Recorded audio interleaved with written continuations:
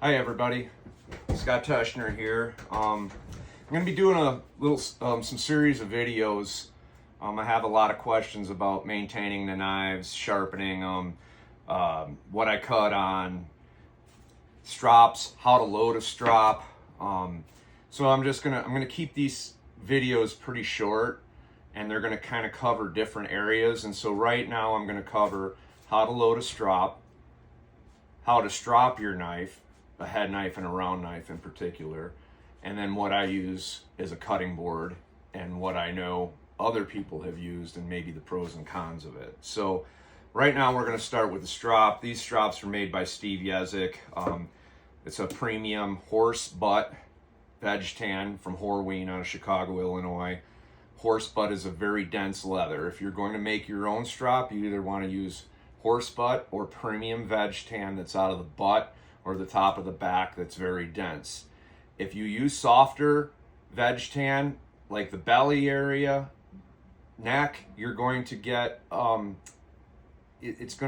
knife is going to dub off the edge because there's going to be too much give in your leather. You want some give, but you want it tight. So anyhow, that's what I recommend if you're going to make your own strop.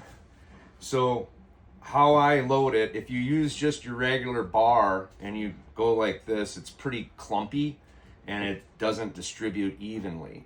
And so I've kind of been I found my own way of loading it. I don't know if others do it this way or whatever. I just found it works for me, and it's using a little bit of oil. I use olive oil because that's what I oil my leather with.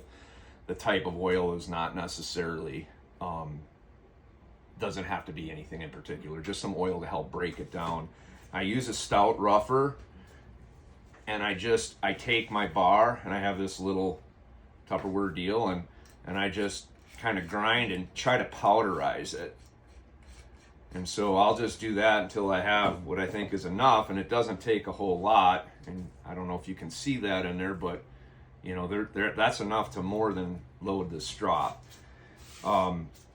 So then I got my little Herman Oak coffee mug that I use, and I put some oil in there, and I got some oil, and there's some of the powdered in there. You're not going to be able to see it, but I'm going to make my paste or whatever. So I'm just dumping a little bit more oil in there to get the consistency that I want, and I just use a butter knife, and I mix it, and it starts to kind of break the rouge down. It breaks it down and makes it into a paste.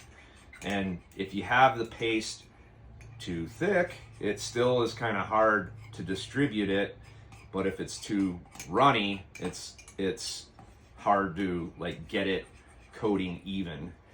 And so I kind of this is maybe a little bit. It's pretty close. It's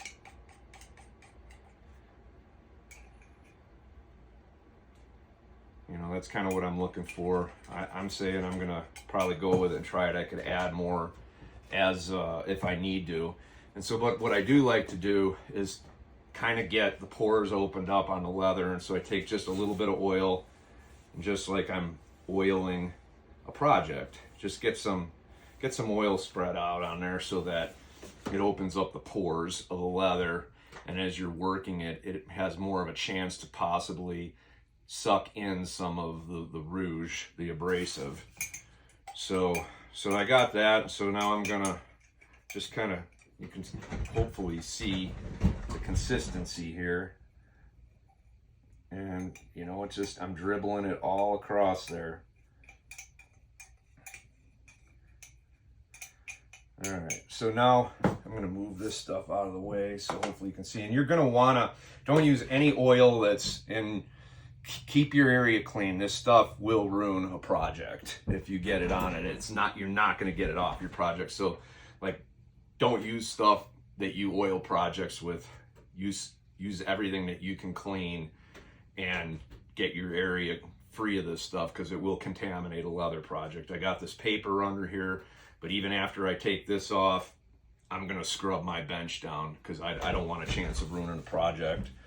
So anyhow, then I just come in here, and you can still, even though it's kind of a pasty deal, it's still kind of like granular. You can feel it because you're not going to get it to like totally break down, but this just really helps create a smooth, even coverage of it.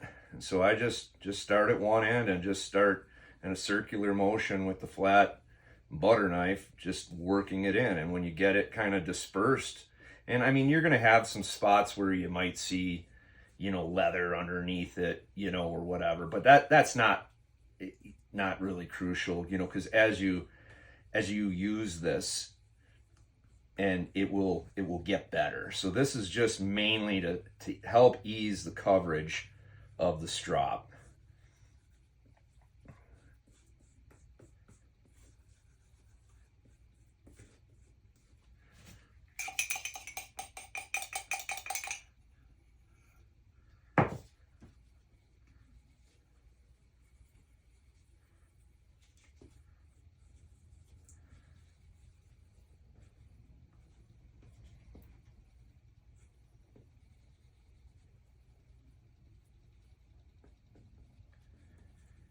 Just about done here.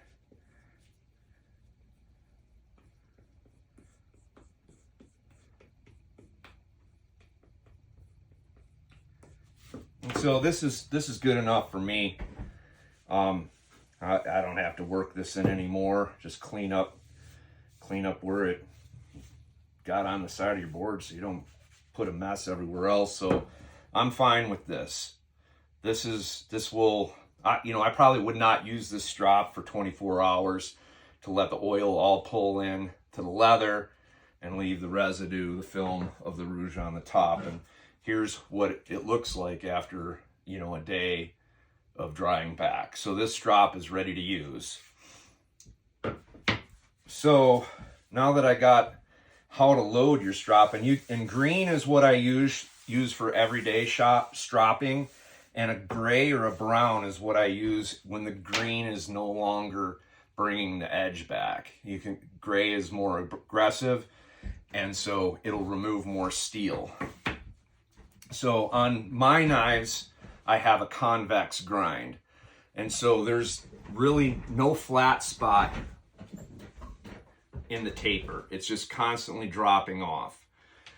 So I have people ask, what angle do you hold it at? What degree is it? 15 degrees? It's really not a degree because it's continually just dropping off.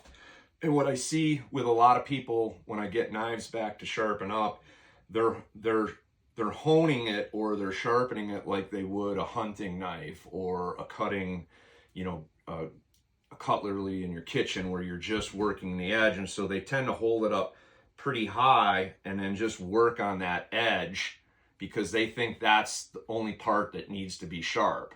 And it's not the only part that makes these knives cut so well. It's the convex grind continually going back. So if you just work on that edge, you're really changing your edge geometry straight from the get-go, and it will not cut as well even though it seems sharp. It's because it's the edge geometry that's helping cut heavy leathers. So what I do is I say lay the knife flat, and then if you lift up with your hand, you can feel that you don't hit a flat spot. It continues to roll. But at that point I know that I can feel it hit the leading edge of my leather, or the leading edge of the blade on the leather. And so, but what I'm really doing is the strop is hitting from the edge all the way back here. So it is removing steel further back, which is going to maintain the geometry that I send to you in the knife. So I lay it down, I lift up until I know that leading edge, and just that leading edge is hitting the leather strop. And then I pull away from the tip with rotating my wrist slightly so that I get the hole from the middle to that tip is contacting the leather. Because if I just held it straight down, each tip is not going to be contacting the leather. So I rotate my wrist to put even pressure to the tip, pull away, come back to the center, do the opposite.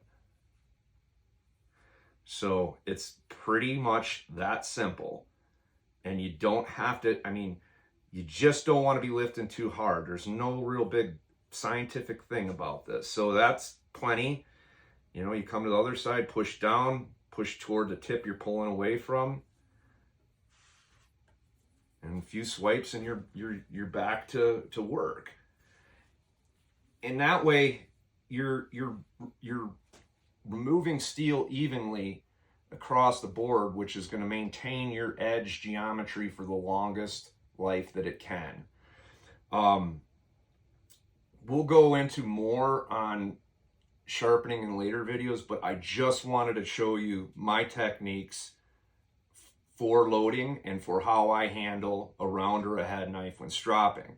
Now to the cutting boards. So you can see this. This is a 4x8 sheet of high density polyethylene, HDPE. It's about 5/8 inch thick. I wanted heavier so that my bench was really solid. So like if I was pounding on it or whatever, it's not bouncing. And if you get too thin with the HDPE, you know, you can kind of get maybe some warping. So I just wanted a real solid top for my 4x8 cutting bench. So where to get it, you're going to have to search on the internet. This stuff is not cheap. It's not cheap to ship. I'm from Cody, Wyoming, long ways from any interstates. I started searching, and probably 13, 14 years ago, I found down in Denver where they make this stuff, you know, for industrial use. And I had a buddy that was coming up and he picked it up for me and saved me shipping. So I can't give you a source where to get it. You're going to have to look and find what the best option is for your area.